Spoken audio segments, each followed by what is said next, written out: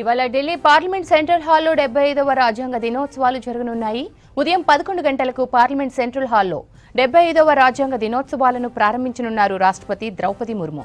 ఆ తర్వాత రాష్ట్రపతి ముర్ము, ఉపరాష్ట్రపతి ధన్ఖడ్, లోక్సభ స్పీకర్ ప్రసంగించనున్నారు. రాజ్యాంగ ఉపోద్ఘాటం చదవడంతో వేడుకలు ప్రారంభం కానున్నాయి.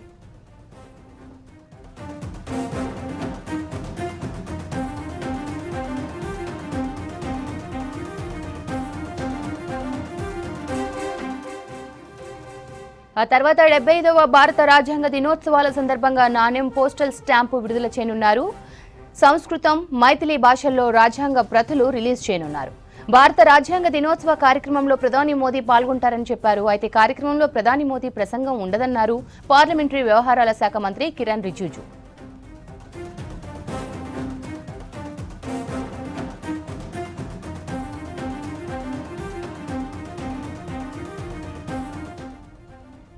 భారత రాజ్యాంగం అమల్లోకి వచ్చి 75 ఏళ్లు పూర్తయిన సందర్భంగా ఇవాల్టి నుంచి ఏడాదంతా దేశవ్యాప్తంగా హమారా సంవిధాన్, హమారా స్వాభిమాన్ పేరుతో వేడుకలు నిర్వహిస్తోంది కేంద్రం. అందులో భాగంగా రాజ్యాంగ పరిషత్ చర్చలు, నివేదికలు అందుబాటులో ఉంటాయని కేంద్రం తెలిపింది.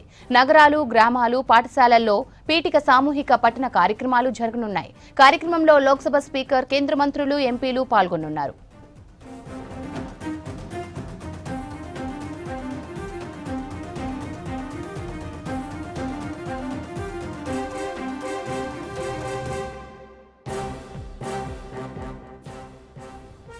ఇవాళ ఢిల్లీ పార్లమెంట్ సెంట్రల్ హాల్లో 75వ రాజ్యాంగ దినోత్సవాలు జరగనున్నాయి. ఉదయం 11 గంటలకు పార్లమెంట్ సెంట్రల్ హాల్లో 75వ రాజ్యాంగ దినోత్సవాలను ప్రారంభించనున్నారు రాష్ట్రపతి ద్రౌపది ముర్ము.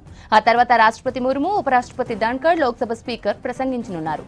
రాజ్యాంగ ఉపోద్ఘాతం చదవడంతో వేడుకలు ప్రారంభం కానున్నాయి.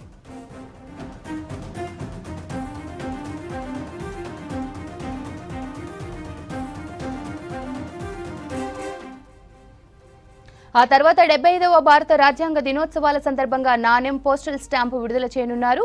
ఆ తర్వాత సంస్కృతం, మైథిలి భాషల్లో రాజ్యాంగ ప్రతులు రిలీజ్ చేయనున్నారు.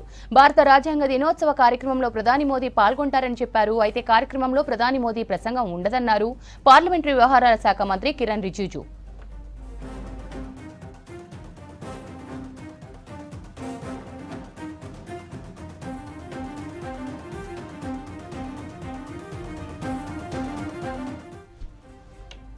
భారత రాజ్యాంగం అమల్లోకి వచ్చి 75 ఏళ్లు పూర్తయిన సందర్భంగా ఇవాల్టి నుంచి ఏడాదంతా దేశవ్యాప్తంగా హమారా సంవిధాన్, హమారా స్వాభిమాన్ పేరుతో వేడుకలు నిర్వహిస్తోంది కేంద్రం.